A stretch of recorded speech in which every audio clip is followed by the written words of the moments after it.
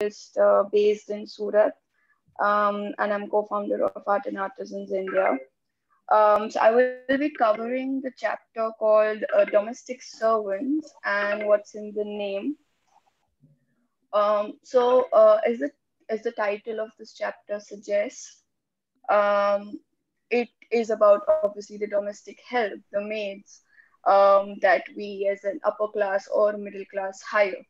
So there is nothing demeaning about like cleaning and cooking for wages at other people's homes. But likewise, we see in India there is this hierarchy of like job titles and that. So this is not possible for us in India, right? So there was this survey that she mentions, the author, is that the 70% of female sex workers voluntarily moved to sex work after finding that the other jobs were ill paid and vigorous. And if you look at the mindset, like on the contrary, that a middle class mindset we have in India is this thing that becoming a prostitute is worse than having a death, right? So and to like if we look at them, they are the same people who are the employers of these maids, which was quite shocking for me that okay, how can you say something like that because you are the one who are creating these kind of situations for them to move into the sex work, which is not good for good job for you, right? So obviously these people, the maids, are treated like they are animals. There are many stories that we have heard. Um Sorry if somebody's saying something. Yeah. So the thing is, there are many stories and there are many incidents that we have witnessed when it comes to maids that they have been ill-treated. There is exploitation in terms of wages. There are no fixed working hours.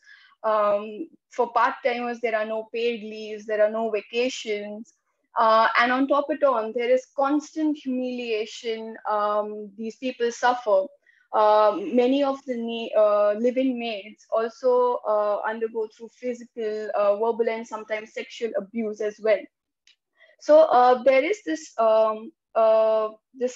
sentence that she mentions here is I'm just quoting her. The Indian servant knows neither the safety net of the feudal servitor nor the formal equality of the capitalist contract. At the same time, he or she bears both the humiliation of the feudal hierarchy and the cold exploitation of the capitalism.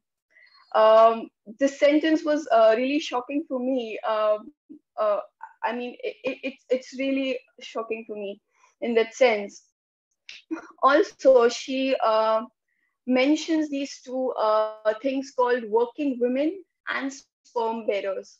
So the title of women, the title working is given to a women and not men. So she also says that it's understood that a woman is supposed to get paid to work outside of the home just because she cannot perform their job of handling household and children. So the work of household chores and childcare are expected to be performed solely by women or by the domestic maid, which is usually in is a woman. Like we have ayas, masis, and didis, right? So and and it is always and it always has been women. While she mentions the men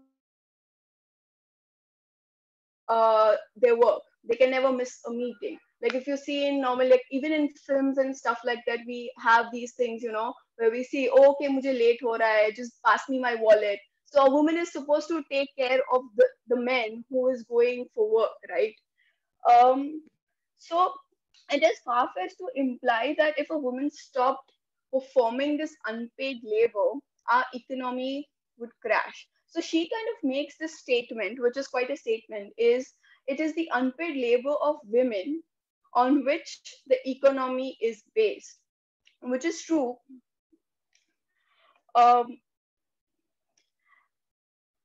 Yeah, I think which is true in a sense that uh, all this works that these maids, not maids, but like the working, sorry, the house, the house, the housewife is doing, she's not getting paid for it. And this is like a continuous chain uh, where it goes from job, like I'm sorry, it goes. I'm sorry, I'm just getting a little bit nervous. Um, just 1 second. Don't be Yeah, nervous. I know.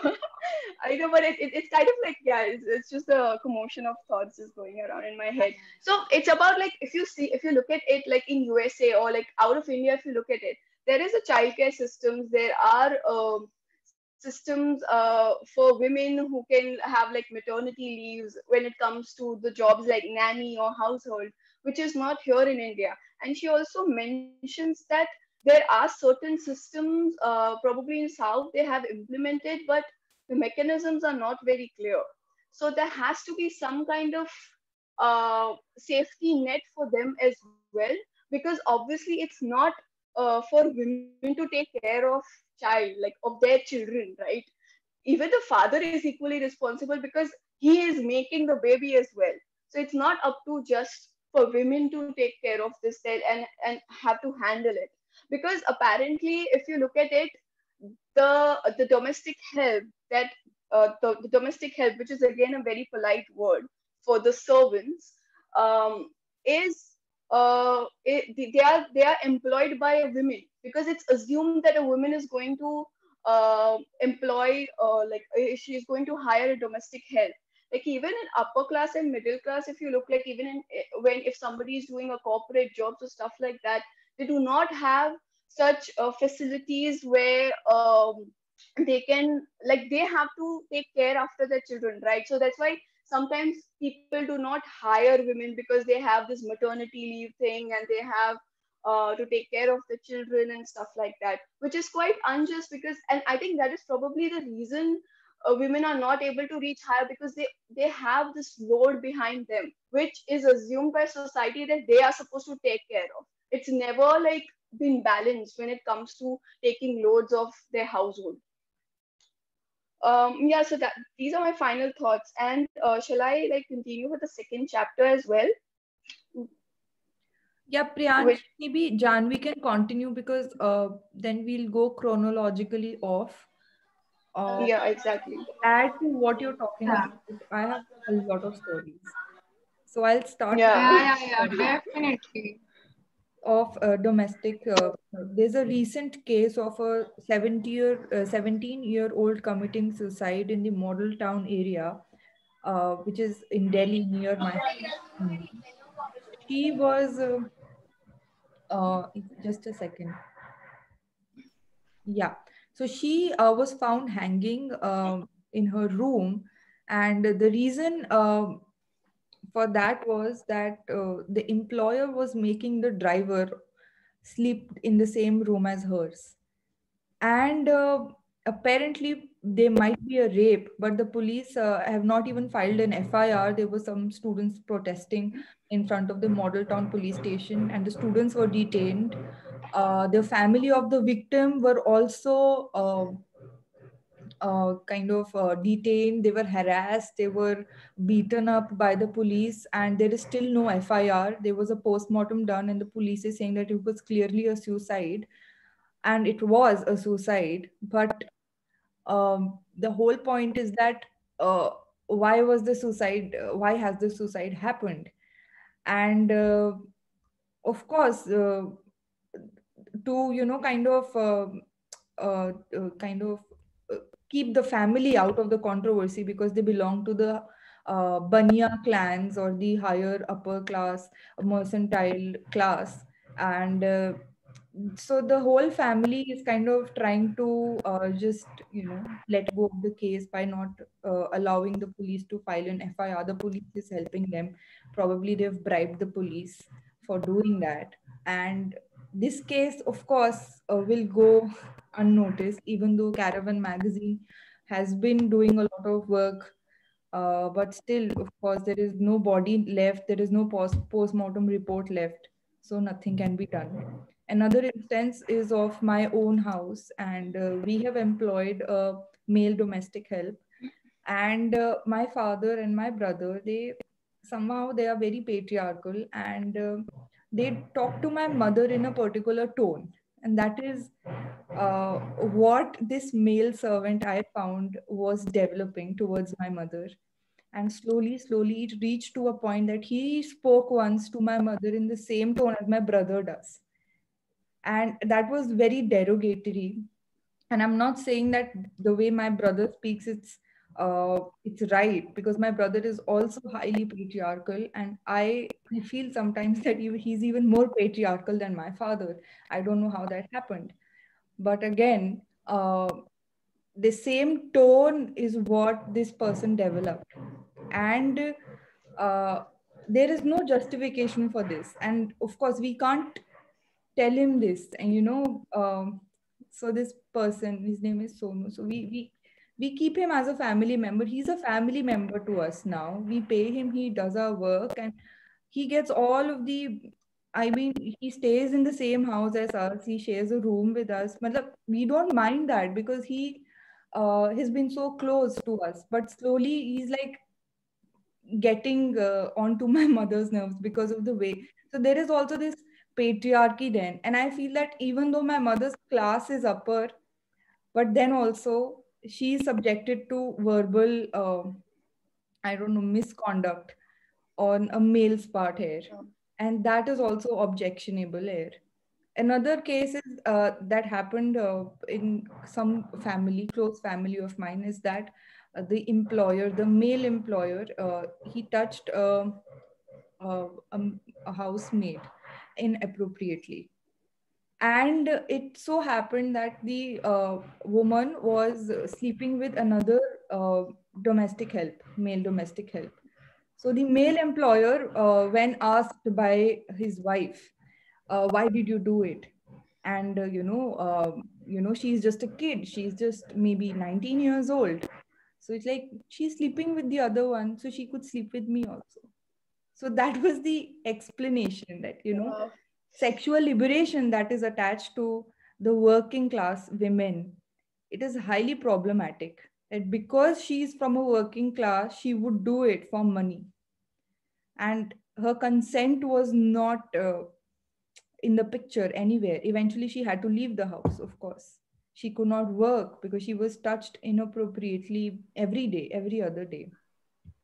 Urja, something very similar, I recently watched a movie by Shyam Benegal, Trikal Karke, and in that it was about Goa and before our liberation from Portuguese.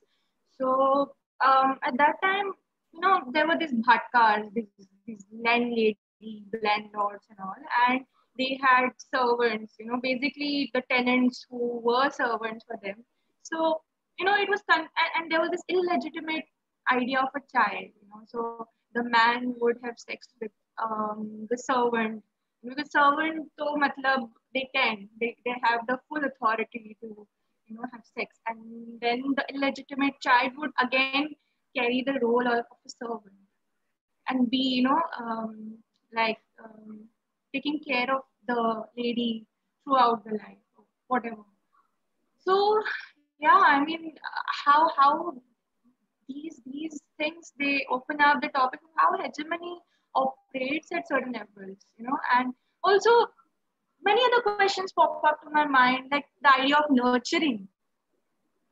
Who is it attributed to? Is it and nurse, like when a nurse is a male, how do people take it? Or when you find the nurse, sorry, you find the air hostess being male, how do you respond to it? Things like those. Yeah, I that's think what I I would like to add on. Is my voice clear? Yeah, Yeah. So adding to that, I remember my brother got married 10 year back. Okay. Because I belong to a Jat family, so we have the system of talking to a woman. And the system is like, if I talk about my dad never speak not in a lower voice, but he never go even in the middle tone. He just always on a high pitch with my mom. Whenever he's speaking, he would be either saying it very loudly, or it would be a very rude manner of speaking. Okay. Since childhood, I've been noticing, and that is the reason I have a very separate way of seeing things, and I always point out these things. And I did manage in last 10 years, I did manage to lower it down, at least bringing high tone to the middle tone. These things have been done, but at that time I was not having proper education and how to call that authority down and all those rights I was not having. I was not even understanding as a male my duty is also there to make things, they make these things on a level. So what happens, my brother get married, new lady coming in the house. What happens, she starts seeing that my dad talks to my mother in this way, and after a year or so, even my bhabi speaks in the, try to speak in the same manner. And once it becomes so more like abusive towards her. And at that point, I realized that this is really shocking, and it's not coming between the two women. It is coming from the up. It is coming from my father, and it has been passed on to my bhabi. So these ideas are actually, we are the person, if we as a male and even as a female, if you're noticing something wrong in the family, and if you're not pointing it out continuously, then these things will be keep on. Sometimes we do not have a right of protesting. You can't protest in a family. Whom you against, you will protest. You will against protest against your mom or dad. No.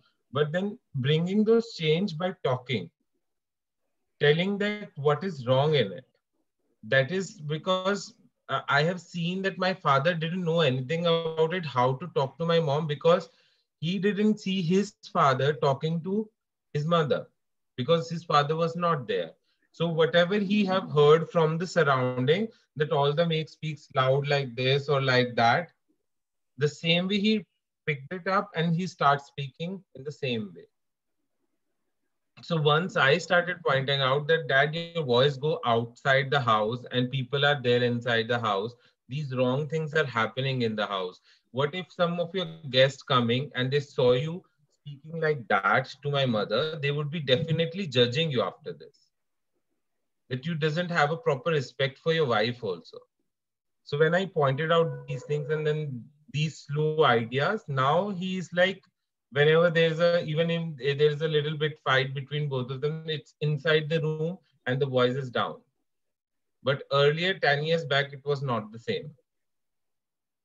So bringing those changes is also required. Like I personally feel it's not just the male, but female responsibility. Whenever you see something wrong, it has to be continuously talked about. You can't just stop talking about it, because there is no solution to that. You have to speak. So this was even like, I was just hearing this, and so I find out this point to be mentioned. Right. Priyanshi has something to say. Yeah, so Savari used this word nurturing. So I had this past experiences of hiring house help. So what happens is like the structure is so bad. I would say that the right to education of these girls are taken away. So what happened back then was this person, so she usually does laundry for us. So she literally, first of all, there is a child labor, obviously, which we do not allow at our place. But at the same time, you cannot even help because that is not in your control, because it's like they have 50 other works to be done. And that's why what they do is like they just cut off on the education of their girls, like of their daughters, and not their sons. And if you look at it in a broader perspective, the sons are the ones who will end up winding in a corner, having a lot of like being an alcoholic and drunk all the time. So it's all this, like even the earning part as well as the taking care of the children part goes up onto the women. And it's not women, there's little girls as well. And it's really bothering and it's concerning for me that the right of education is being like cut to them, and they don't even realize that it's important, because the ultimate goal, the way they are being nurtured, is like the I think Pahul mentioned the first time, the ultimate goal is marriage. And because of that, it's marriage, right? So okay, so what you have to do is you have to earn money and you have to get married.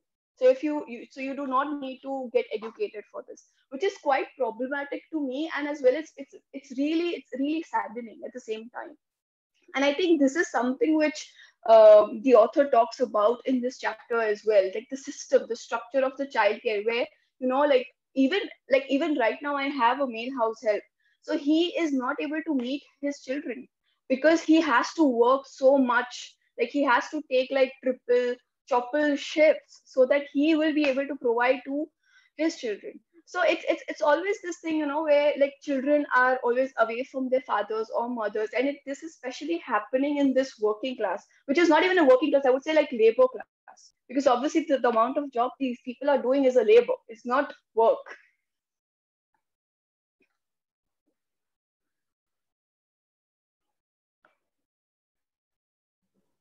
Yeah, so Right. So, Janvi, maybe you can start with your topic now.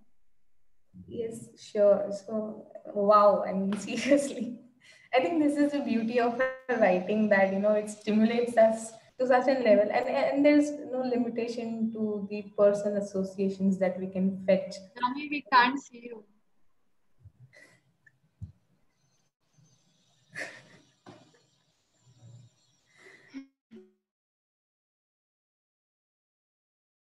I think it's the beauty of this writing and this subject, especially, the way she brings it down, condenses it to our homes and families, which is a fundamental thing in the life of a human being. So, okay, so this part of the chapter that I'll talk about is called the sexual division of labor. And what preceded this is actually one of the reasons that I wanted to take up this thing, because it's an everyday phenomena, a thing that occurs every day in our lives, and it's very obviously fundamental in our societal structure, and it's also difficult to deal with an idea that is so deeply rooted in ourselves.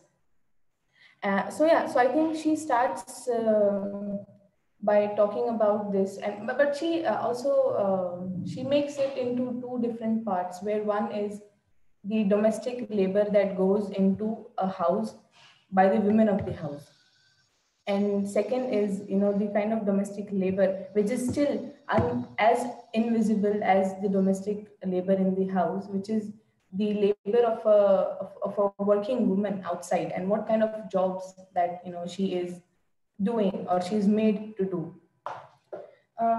Okay, so uh, I think one of the very important points is that what is the idea of a woman's job, and what are the most common jobs that are occurred to women. So as I think Asavri also talked about, is this nursing, the idea of nursing and nurturing, and teaching also. So we all know that these are somehow extensions of the jobs that are that are doomed on women, as household works of nurturing children and teaching children and all these things. So to a point that I actually so as a child I remember that when in school we would have conversations with our friends, we would always refer to a woman as the teacher and the male counterpart as the sir, and we don't know that it was a misconception at that point, but we always did that we had a teacher and a sir. So I think it was funny back then. Yeah. So I think one of the important premise of this chapter is that she says that the domestic work that goes into a house, whether by the woman of the house or by a paid labor, is usually invisible. Even that the Indian census does not recognize it as a work, like work for a long time, but instead it's a responsibility. So in 1991, the census, upon a kind of a feminine, upon pressure that was exerted by feminist economists, they put this special section in the census which stated, but did you work at all last year, including a phrase that says that was it any kind of unpaid work or on the family farm or family enterprise? So I think this was done especially to make a visibility to the state of the work performance that helps in developing policies on poverty reduction, in employment generation, all these kind of things. So, okay. Okay, so yeah, so this sexual division of labor conditions women as much as young girls in their choice of career, in their ability to participate, in a way limiting their ambition and forming the so-called glass ceiling. So I think Nivedita Menon states that, okay, I'm a little bit here and there now. So let's talk about this agency of marriage for a while and the idea of progeny and the equivalent of the glass ceiling in a married life, which is the mommy track. So the mommy track is this slower track of career success, which which is usually the idea in a woman's mind, due to all this biological implications that after pregnancy, she is supposed to be nurturing the infant, the child, and she's granted long maternity leaves. Like I think in France, Germany, and Hungary, 3 years of maternity leave is prescribed to women in such conditions. But it is also a kind of a paid leave. So now in India as well in 2008, the government increased the maternity leave to 6 months.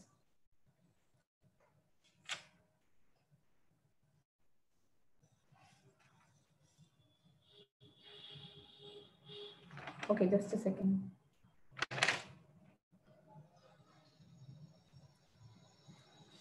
Okay, I am a bit here and there now. What can I start with? Okay, right. So I have a few points and I would like to read them out. So as I think Priyanshi already mentioned that this invisible domestic labor, the sex-based segregation of labor is the key to economy, and that economy would collapse like a house of cards if domestic labor was paid by somebody. And that structure of unpaid labor buttresses our economy, that the social division, that the sexual division of labor cannot be considered private and domestic. It is what actually keeps the economy going. So we have this instance where the feminists in UK at one point demanded in 1970s that the domestic labor should be paid. There should be a wage for the domestic labor that goes into it. So it was an important rhetorical tool, but it again had a fallout. So what happens is it leaves untouched the sexual division of labor, but it like there are measures such as maternity leave, which can be considered as a wage for motherhood for women, but it again roots women more in the rigidity into the work defined as women's work. So there's this another instance in 2010.